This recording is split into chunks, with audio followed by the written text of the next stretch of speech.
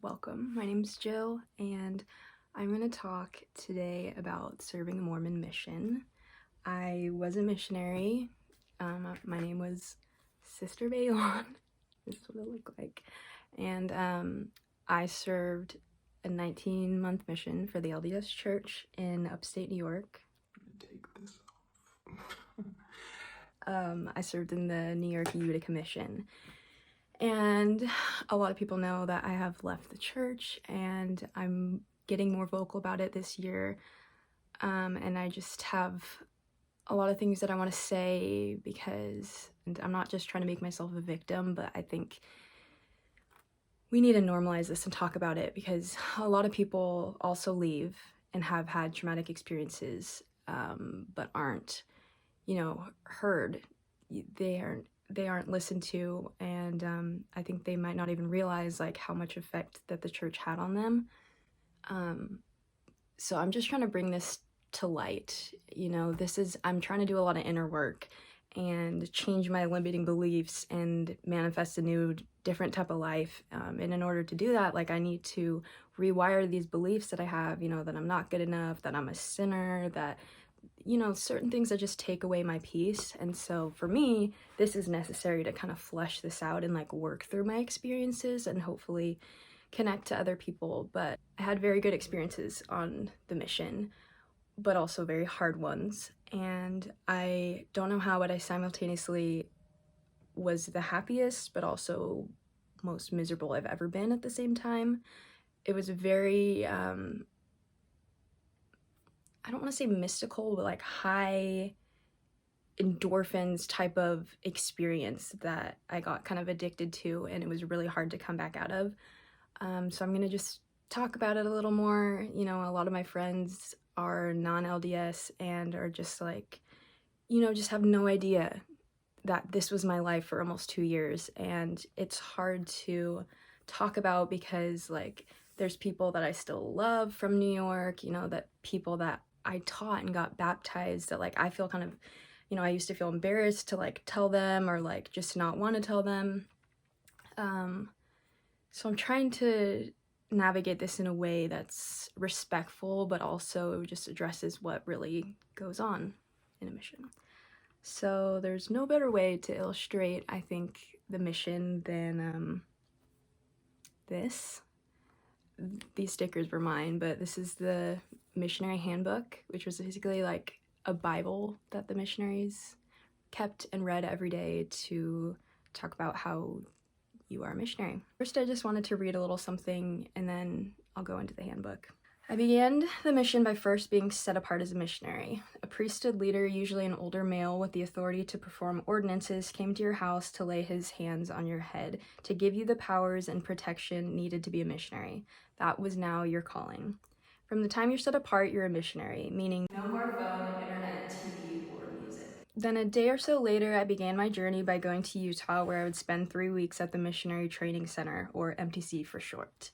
I was overwhelmed and doubtful about serving a mission, as I didn't really feel I always meshed well with other LDS people, except for a select few. But I felt like I had the truth and that God called me to serve, and that I would forever regret if I didn't go. At the MTC, they taught you the lessons you are to teach other people, how to conduct yourself as a missionary, and how to be an effective and powerful servant for God. The life of a missionary is scheduled, strict, and orderly.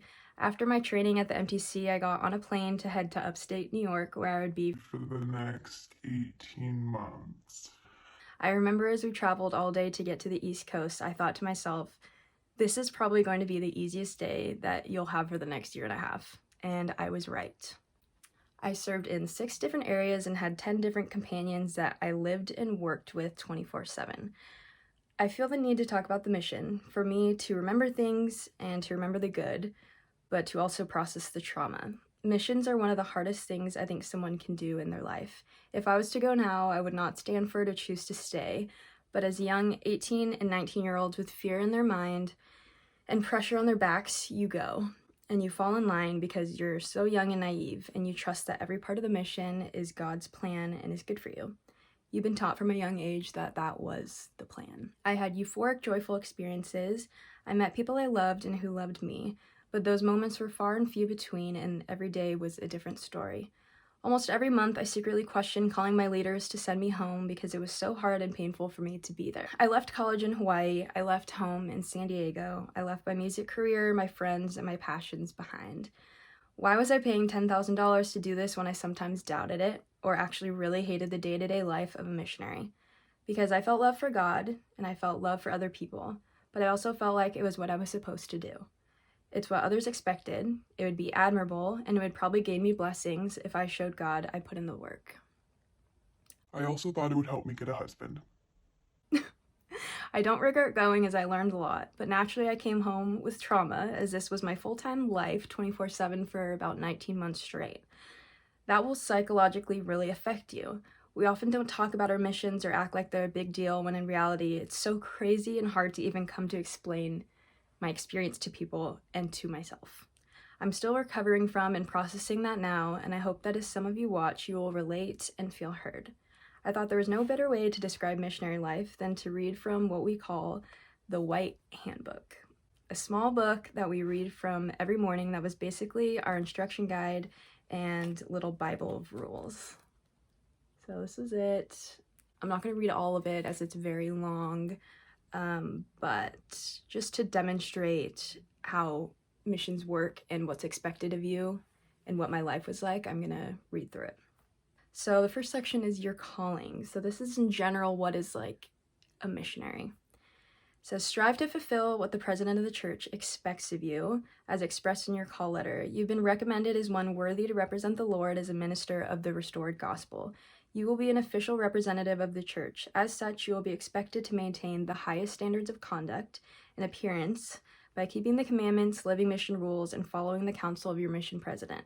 You will also be expected to devote all your time and attention to serving the Lord, leaving behind all other personal affairs. As you do these things, the Lord will bless you and you will become an effective advocate and messenger of the truth. When you accepted your call, you promised to live by these standards. You are accountable to the Lord and to the leaders of the church for how well you honor this promise. Always keep in mind the importance of your calling. Strive constantly to magnify it. So I put a lot of pressure on myself to be perfect, and I think it's really hard for sisters because it's your choice to go out. It's more planned and mandatory for boys to serve, and that's something that they're just used to the idea of from the time they're little, that, you know, I'm gonna go, and maybe a lot of them don't really want to go and are just there and just like dicking around and doing whatever they want, and they don't feel as guilty about it. Whereas like a girl, you're like, I'm sacrificing these vital years of my life and time, and I'm gonna make this count. And so you were just hyper aware of every part of your character being presentable and holy and good. And in a way, it was kind of, you know, as a person of color, it was kind of like, what's the word? Code switching. I know that really mainly applies to Black people, but like in a way, like to me, like I was assimilating to being white, and I was putting on this character of my like best self that didn't always feel true to me, you know, but that's what people expected me and liked me as. So the next section is called Missionary Conduct. Language is one of your most powerful tools. Be conscious of how you speak and strive for humility, dignity, and simplicity in your language. Refined, dignified language will clearly identify you as a servant of the Lord. Avoid slang and inappropriately casual language, even in your apartment with your companion or in letters to your family. Also express respect for others by the way you refer to them. Refer to other missionaries, including your companion, as elder or sister in their surnames, not by their first names, nicknames, or surnames alone. Refer to missionary leaders by their correct titles, such as district leader, not by abbreviations or slang forms. So you can see, like, if you're really actually trying to follow this, it's like down to your language, not even just not cussing, but like not using slang, not calling anybody by their real name or even just their last name. Like, it's very formal, and sometimes that bothered me, and I just hated sometimes just being called sister. It just like really was not my thing. Appropriate dress and grooming will help you earn respect and trust. Your appearance is often the first message that others receive, and it should support what you say. Therefore, wear conservative professional clothing that's consistent with your sacred calling. Be neat and clean, bathe daily, use deodorant, keep your clothes clean, mended, and wrinkle-free. Never allow your appearance or your behavior to draw attention away from your message or your calling. So that makes sense. You know, you're basically like a salesperson for this church and for this company. So you want to dress and act the part and look clean and acceptable to other people who are clean and acceptable. Sisters, modesty. Maintain a high standard of modesty. Wear clothing that's neither too tight nor too loose. It is not transparent or revealing in any way, such as sheer, tight, or stretch fabrics. Does not draw attention to any part of the body. Is not casual, wrinkled, sloppy, or faddish. Faddish. Clothing should be professional in style and present a clean, well-groomed appearance. Outfits should consist of suits, skirt and blouse combinations, skirt and jacket combinations, dresses or jumpers. They should be tailored to fit well and be conservative in style and color. Skirts should reach mid-calf or longer. If there is a slit, it should not reach above the knee. T-shirts, sweatshirts, golf-style shirts, or other casual shirts, pants, and pantsuits are inappropriate. Shoes to be practical, comfortable, and attractive. Flat-soled shoes or shoes with low heels are best. Avoid boot-style, bulky footwear unless your mission president authorizes it. So it's very strict in your dress. It was a little more strict in the mission field, but when I was in the MTC, I had some problems because, you know, I did have some skirts that were too faddish, that they were technically long enough, the slit was below the knee, but one of them, I had this like free people skirt that was like a curved hem on the sides, and one of the mission president's wives came up to me and told me I needed to change because it was too faddish, and yeah, that's the word she used, so I had to change. So I think there were about like 200 missionaries in my mission, and there's a mission president who is like called. He and his wife live there full-time for 3 years, and they dedicate their time to guiding you and teaching you. I worked very hard and I was a really good missionary, like I gotta say, but I had a hard time with my mission president. I don't know if he would know that, but it was just, I didn't connect to him as much as everybody else did, as our mission was very strict. He came in after another mission president, and the mission before was very lax, and you know, they didn't get as many baptisms and they didn't probably get as much done, but they knew each other really well. They spent time together. But my mission, we weren't even supposed to call it, he taught us to not call it my mission because it was not yours. Everything should deflect from you. It's not about you. You forget yourself in the service of God. So we call it the mission, or the Lord's mission. So for a while, I had a hard time just even referring to the mission because I couldn't even say my mission. So next, I'm going to talk about how we spent our time. It says, time is one of the most precious resources Heavenly Father has given you. The period when you are able to serve the Lord with all your time and all your efforts is extremely short. Use it fully and wisely. Such an opportunity is a privilege. So it was very pressed upon us that we were on the Lord's time, and that the time that we were sacrificing, you know, was for Him, and that we needed to be urgent missionaries and like constantly be working. So at 6:30 you wake up, arise, pray, exercise for 30 minutes, and prepare for the day. I just am terrible in the mornings. I get so much anxiety with it because I'm an insomniac, so I usually sleep through the morning. So that was really hard for me, being a perfectionist, but also having these sleep problems, that it's a diagnosed sleep disorder, that waking up was hard. But then even, you know, our mission president told us, like, you wake up at 6:31, then like that's a sin. That is, you need to repent for that, because like you're not taking the Lord's time seriously and you're being selfish. 7:30 you have breakfast. And then at 8 to 10 you're doing a lot of studying in the apartment. So first from 8 you do personal study of the Book of Mormon, other scriptures, missionary library, and Preach My Gospel, which is like the missionary guidebook of what you teach. And then at 9 o'clock you do companion study. So at 8 you study by yourself for an hour. And I really did love that time because it was like my only time to be alone and to dive into things. And when you don't have any outside sources of media or anything, like, you just crave whatever you can get. So like the scriptures were just like a really good book to me, and I was just like digging it apart because I love to analyze things. 9 o'clock, you have companion study. And so you share what you learned during personal study, you prepare to teach, you practice teaching, you study together, and then you plan out, you confirm your plans for the day. So like you have slots, you have a planner. I don't have my planner with me, but you have a planner and there's a slot for every 30 minutes until the end of your day. And you mark also like a backup plan if those fall through. It was really stressful, but I learned to be a good planner and to set goals. So like at the bottom, you set goals for like how many people you contacted, how many referrals you received, how many people you taught, how many people chose to be baptized that day. You know, it was very number oriented and goal oriented. And sometimes I think we lost sight of the whole idea of helping people when it became competitive and about success.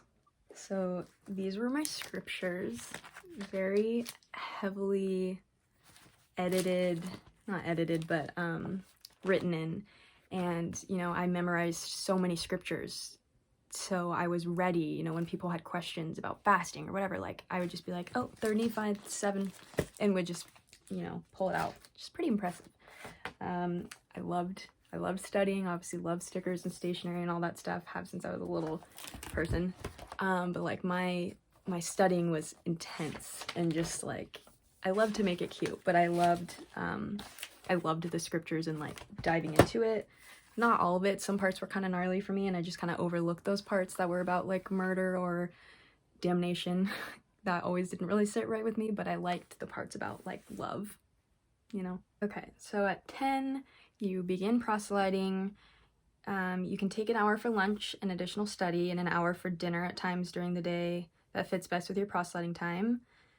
Normally dinner should be finished no later than 6 p.m. So during the day, some things that we did is, you know, you have tons of lists and binders of people, which is a little creepy that you have them on record and, you know, there's notes on them and you try to contact them, and sometimes I was aware of it and sometimes I wasn't, that's kind of annoying, and like, you know, not everybody like wants you to be there, but you're like, you know what, it's 8:30 p.m. I still have 30 more minutes. Like, I don't really want to talk to people on the street, so let's just go try this less active. And it's like, why would I want to let somebody in my home unannounced at like 9 p.m.?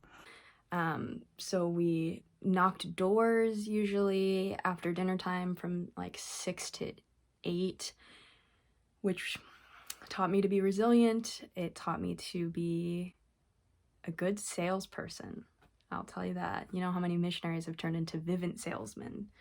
And there was just a lot of pressure, you know. There was any time that you took off to personally take care of yourself, you know, felt wrong because it was such vital time that you were using. So, you know, you would hope to have appointments and people to teach, because if you weren't, then you were filling up the time by street contacting or knocking doors.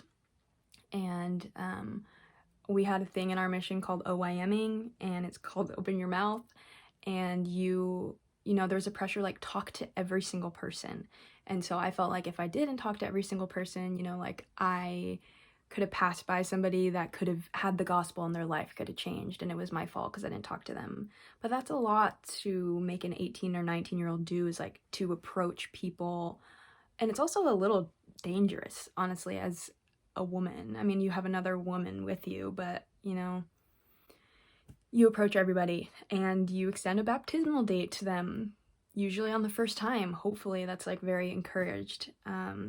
So day-to-day life was hard. One of the best parts was doing community service, which I still love and hope to do more. You know, we volunteered in nursing homes and pet centers, and we did community service, you know, around town.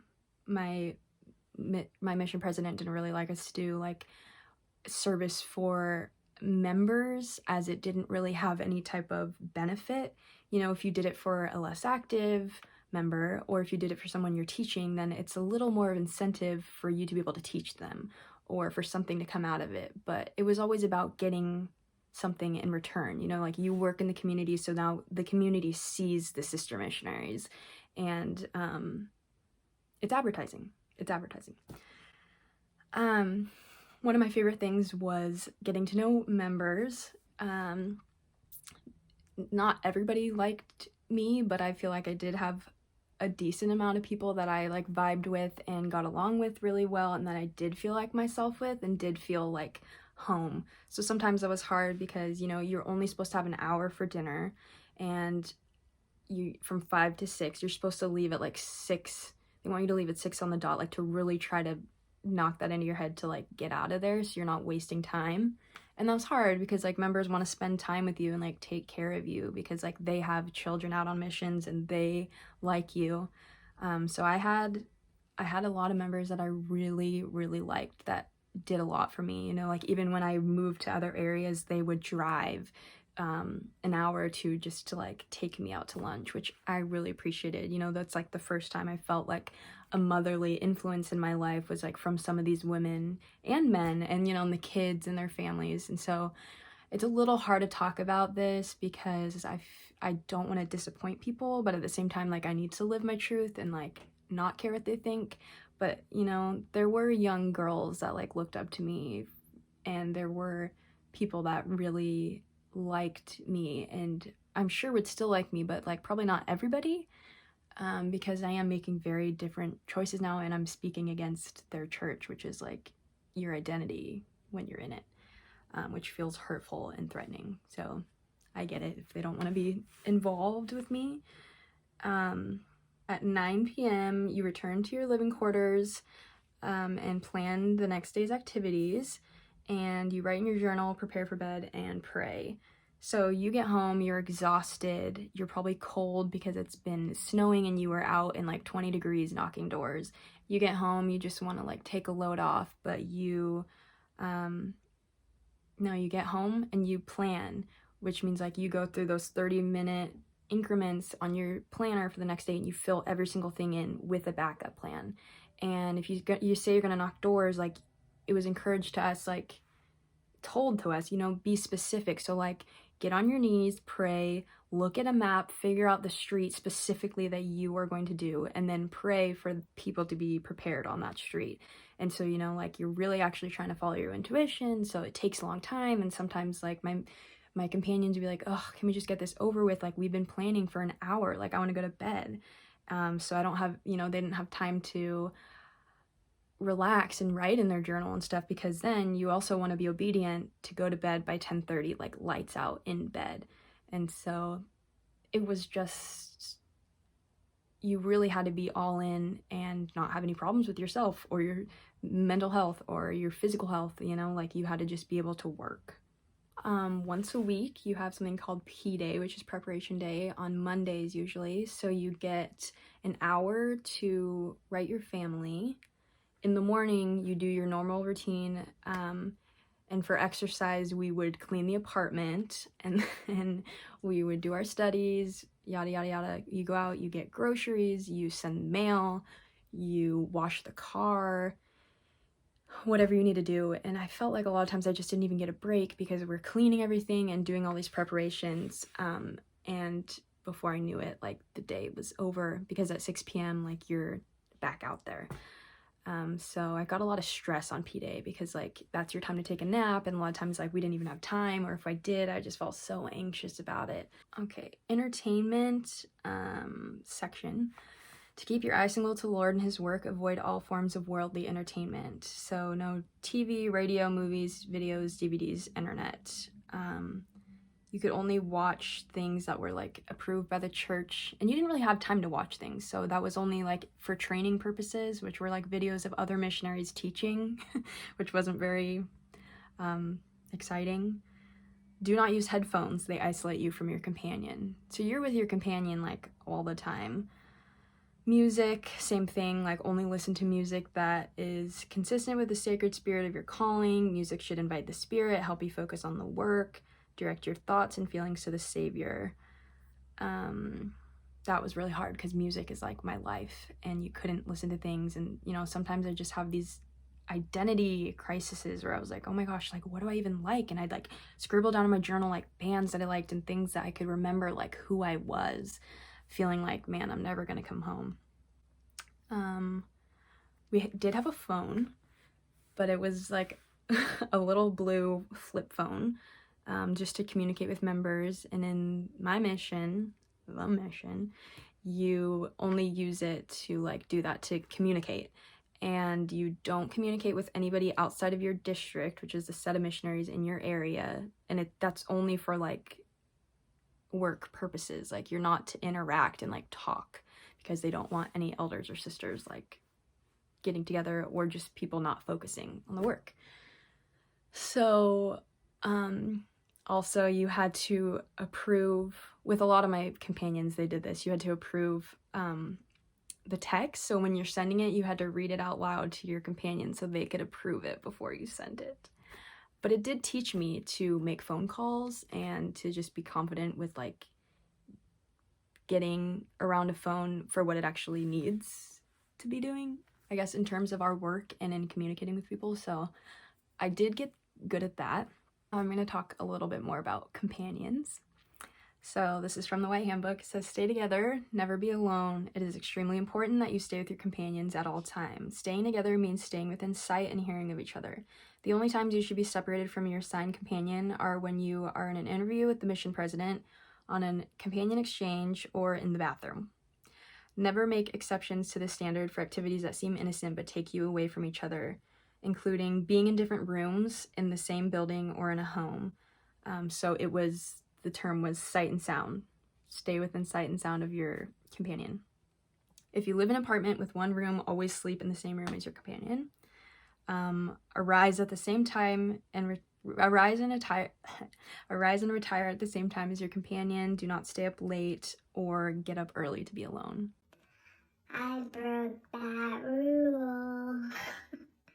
I had just had I've always had problems with sleeping and insomnia, and technically have hypersomnia. So even if I worked very hard and was tired, like I would stay up at night because I was awake, but also like that was my cherished personal time to just like write letters or stuff, you know. And some companions cared, some didn't, just depended. So you're with another girl, if you're a sister, for at least 6 weeks, usually a couple months. Which is really hard. Because I'm an introvert and I do not get my energy from other people. I need time alone. I need my quality time, like things that I enjoy, like music, exercise, you know, my own type of things. And that's just not available. So that's really hard on your mental health when you're with another person, especially if you don't like them, because then you're just stuck together and acting like you do like each other, trying to make the best of it. But, you know, you're with another person and like, it's like having a boyfriend, because you're seeing all their quirks, all their things you don't like living together is a whole thing, your communication styles, but like you didn't even choose them. It's called by God. And so like your mission president assigns you every transfer, which is every 6 weeks, to a new one or to stay together in that area or in another area. And it's supposed to be like what's best for that area. And that was just like one of the hardest things, you know, we all just didn't know. We were so young, like we didn't have the best communication styles, control of our moods, like, you know, we were doing such a hard thing. It put so much pressure on us. Sometimes like I felt like I was too lax, but most of the times I was too intense. And, you know, like I trained a missionary who was new, and like now that I look back at it, I'm like, why was I so hard on her? Or like, sister missionaries have a harder time like just having fun and like being personable with each other, because like they're there for a purpose, like whereas the guys just like dick around because like, you know, it's just passing the time, and they're not trying to be perfect. Some of them are, and they work really hard, and they're like these superstar missionaries that get leadership positions, but the girls, you know, like they, even down to your language, like I had a companion that was like, let's only talk about things that are mission related. So like we couldn't even talk about like our past life and like what we were like and what we enjoyed, and like it was hard, like you couldn't even really like make jokes sometimes with certain missionaries. Like it was very robotic. And so like, you know, I did have some girl friends in the mission, and I did get pretty good companions that like at least like had a good sense of humor. So like, you know, we'd be excited when we saw each other at meetings and things. Like, so we'd have meetings maybe once a month or something, with all of the missionaries in your area, like kind of like a zone meeting. It was exciting to see other missionaries, girls and boys, and you would usually eat lunch and have like a training. But then like because we were urgent missionaries, my mission president would get up there with like a speakerphone and just be like, all right, the urgent missionaries, like get back to your area, like stop talking, stop lollygagging. So yeah, it was hard. It was a very strict mission. You know, on P days and other missions, you can get together with your zone or your district and play soccer or play things together, you know, or they exercise together in the morning. But we weren't allowed to like have any contact with each other. So you really were just in this foreign podunk town with no communication, somebody that you can't even talk to, and you're just so alone. So like of course you're gonna get close to God and your imaginary friends, you know, you're just praying all the time and you're hoping for things to get better, and like members are your saving grace or people that you meet that you like, but it's limited, and like you have to play by the rules. So it was very hard day-to-day lifestyle. Twice a year you could call your family on Mother's Day and on Christmas, not on Father's Day. And I actually didn't really like it because I was so immersed into this world, and it took me away from my problems at home with my family and stresses there. All I had to worry about was being worthy and having spirit and being ready to work. And so it was kind of hard to take a break, you know, and call my family and get away from the work, which just showed how like invested I was in it. And also I was just avoiding things of home. And so I didn't really enjoy the calls, or they didn't really matter to me as much. So a lot of missionaries and other missions ride bikes. Mine was like the mission with the most cars in the US, I think. So there were only like a few biking elders, but we all drove cars, which didn't mean you could just drive wherever, because you're limited to the area that you're in, the like couple cities and towns around, and you had limited miles for your car, and you logged them every night when you got in of like how far you drove, because you would only have like 1,200 miles or something, or like 900 miles. Like some areas were higher or lower, which was hard because then I just became such a good planner. You had to plan out your where you're going to go on that day and stack everything on that day. You know, some days you decide you're going to walk so you don't use miles. My eating disorder really loved that in my last area, that I would just walk everywhere because we didn't have the miles, so we would just walk. And there was also something in the car called Tiwi, which is like a little box in the corner of your car which tracks your location and your speed. So if you're speeding, like it'll give you a notification and it says like check your speed. And if you don't slow down in like 5 seconds or something, or 5 or 10 seconds, then it'll say it again and it'll alert the guy who's in charge of the cars for the mission, and you get your like, I don't know if right then and there you get your car privileges taken away, like to drive, or you know, if there's a couple warnings, but they definitely know, like elders would get caught if they like went places like, or you know, beyond their time of when they were supposed to be out, or out of their boundaries. You know, it was always tempting, like members would be like, you guys should just drive to the city, like have you ever been in New York City? And I was like, no, we can't go. Which I get, you know, you're there for a reason and you're in your area, so that was that. Health was not really overall very well taken care of. You call your mission president's wife if you have a health problem, but they really hoped you didn't, so you could work and be using that time to be a missionary. And so, obviously if it's a bad situation, your appendix burst or whatever, like they're going to take care of you. But like when it came to, my mental health, I had been saying for years that I thought I had depression, and at home it like just wasn't taken care of. My parents didn't really like, I don't know if they didn't believe me, but they didn't really take it seriously, and like I never got to see anyone. So I told my mission president, like, I'm really having a hard time, and his response was just, missions are hard, sister. Like, this is just hard. You're an extraordinary missionary. Like, you can do this. And so, I kept asking, and eventually we have a mission doctor that's a psychiatrist for missionaries having a really hard time. And she was in Albany and would come like once a month, and it took the whole day for you to commute and for there to be plans in order for you guys to go. So it was a lot of missionary time and money. So he avoided it, and I would get a call once a week from these senior missionary couples, and they like grandparents, and they would just call me and talk to me to try to make things better. And I could call them for like 30 minutes or something, and my companion just had free time to just study or something. But that wasn't super helpful because it wasn't diagnosing me. It wasn't what I needed. So eventually, months later, like I told him, like, I need to see the doctor.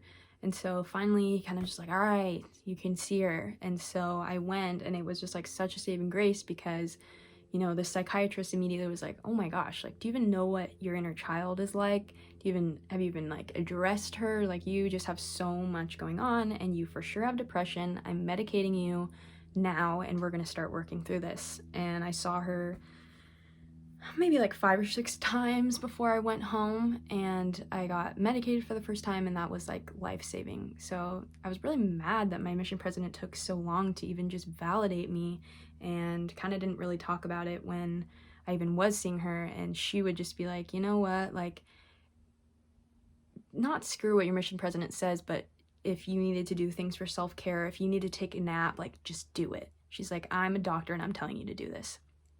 So that was helpful, but I had no idea about my inner child or self-care, or actually like taking care of myself physically and mentally. So I just pushed it to the end and just really got invested in being in my role and in my job. There were certain leadership positions, mainly for elders.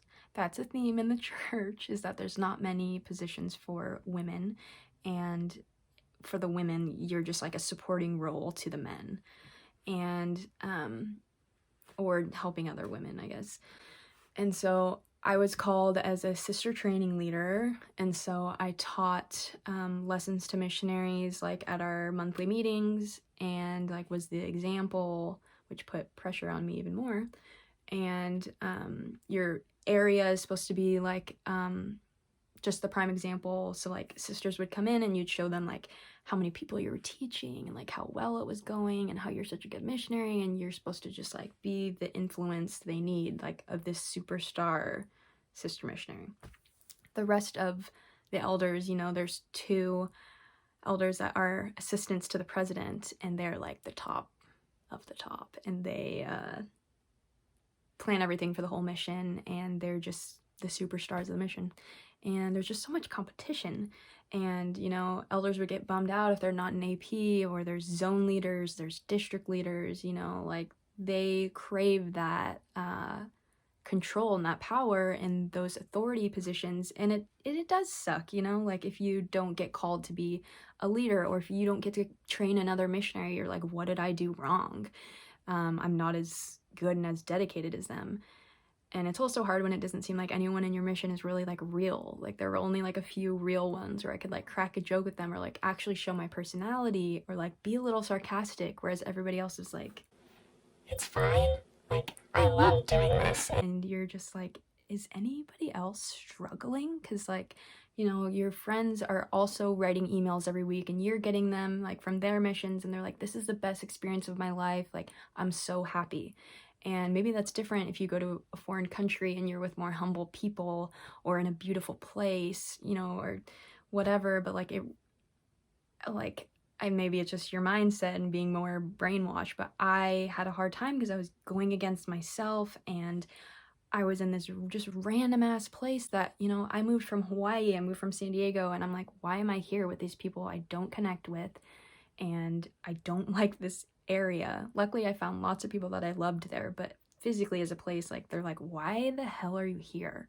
Like, people would ask us that, just like, man, like, girls, you're so young, like, why are you spending your time here? Like, you live in California, like, why aren't you still there? Like, wow, like, it was just hard. But I did appreciate being there and seeing the people there and just seeing something different, but it was hard to live in every day. The last thing I wanted to talk about is our meetings and the things that we were trained to do, which I've talked a little bit about, like OIMing, setting baptismal dates, that type of thing. But it was just, we worked jobs. We were a part of a company. We were salespeople, when at the same time we were paying to be there with our time and our money. But yeah, so this is what it says for meetings. Among the most important training opportunities are companionship planning sessions, district meetings, and zone conferences. In these meetings, senior companions, district leaders, and zone leaders, under the direction of the mission president, train the missionaries and coordinate the work. So our mission president, it would be like 3 hours sometimes. So like the mission president would talk, he would give a training about what we needed to work on, what he felt inspired by that we needed to hear. And then the APs or the sister training leaders, would share something, and it was just like work, so many meetings, and you role play, which is just so not my thing, so uncomfortable, but that was such a missionary thing where you have to do it in front of other people, like how you would teach, how you would address this situation, and you're just put on blast. And some of the things that like I feel like just need to be said that were not okay were, one, we were so against anti-Mormon material as a church in a whole, but especially the mission, because, some people would take our lessons and then they'd come back to us and say, I don't want to hear from you anymore because I looked it up, and like, what about this, this, and this? And we didn't really have answers, or they were just so uncomfortable that they're like, I'm not going to do this. And, we were just taught, like, this is false, like, that stuff is of the devil, like, don't look at it, instead of, study it out and figure out if you don't think it's true. It was just like, no, out of sight, out of mind. And so my mission president, he's a doctor, he talked about how we needed to inoculate these people we were teaching, that the first time we taught them, we needed to inoculate them by telling them, because this is the truth, you're going to be tempted with anti-Mormon material. Do not read it. Follow the feelings that you have. This is the truth, and this is one of the tests that you're going to experience. And that was just, to me, I was like, even though I was super in it, I was a super dedicated missionary, I was like, that doesn't feel right.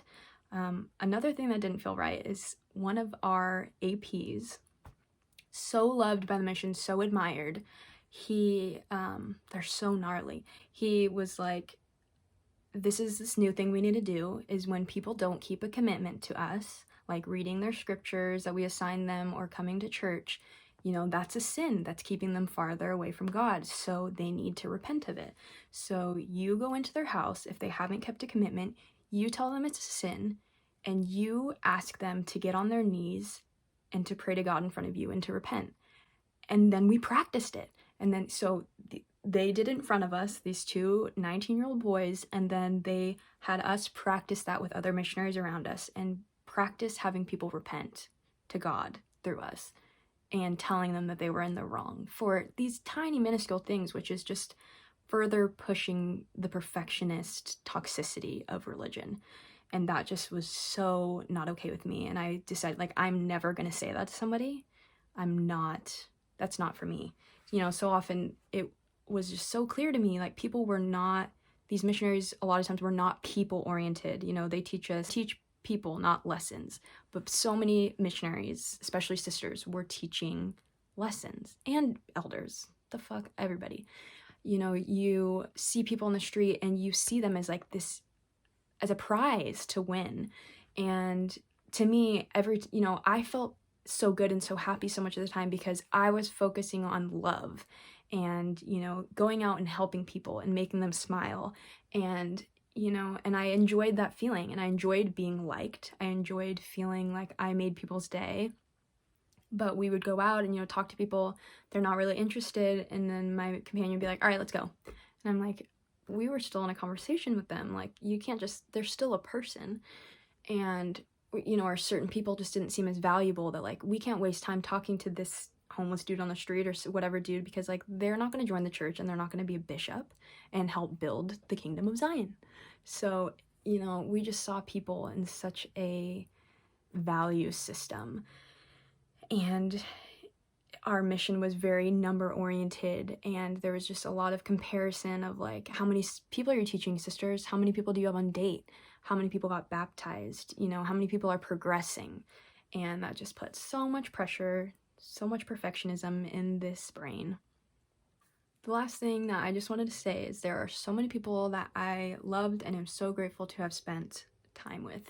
You know, the happiest parts of the mission for me were just feeling love for other people and feeling that love in return from them.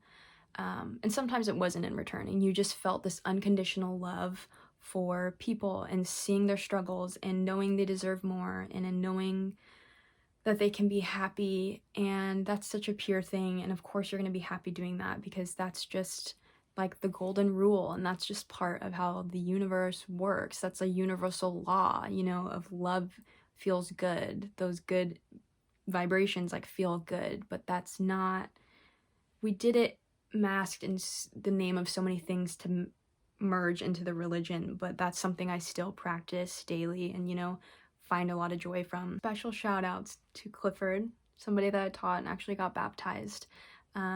Sweetest man I have ever met, one of my best friends. Yeah, love you, Clifford. The Decker family, they were the best. It was a family that was in one of my wards, and they had the cutest little girls, and I just loved them, and they treated me like family, and they made my favorite meals. They drove to my areas even when I moved away. They were just the best. Deanne Furman from the Utica ward was just, I think she was from San Diego first, but she was just so friendly and so loving and excited to see me, and I just felt loved by her. Sister Bringhurst was the best, and she was in the Glenville ward, I think, and I just, another just mom figure, you know, like, you can come over for Christmas, you can come over for Thanksgiving, like, we'll feed you, we'll take care of you. Came to me in other areas, same with Sister Apfel, the best. Just feeling so much love from them and feeling the spirit with them, because they had love, I had love, and it was just like a beautiful combination. The Mitchells, the Aikens, the Curtises, those are just off the top of my head. There are so many other people, you know, I hold so close to my heart, and I just hurt a little bit because, you know, I'm scared to show this side to them, which isn't even different. It's just a side of me. I guess it's my identity now that I'm no longer in their church, and that's has nothing to do with them. It's, you know, my own personal values and time and who I am, of why I left. But overall, you know, like, the mission was just so hard, and I got a lot of valuable experiences, and I learned to lose myself in loving other people, and I worked really hard. I have a very good work ethic. I learned to love other people who are really hard to love. But it did hurt me in a lot of ways, and so now I'm processing that, and I'm rewiring those thoughts, and I just think that we need to bring more attention to missions and religion and how that affects so many people, LDS or not, you know, Christian. It's kind of just like Christianity or maybe Jehovah's Witness and things like that, you know, that are so extreme that of course they're going to affect you psychologically, and I just want us to be able to all connect and heal together. So thanks for watching.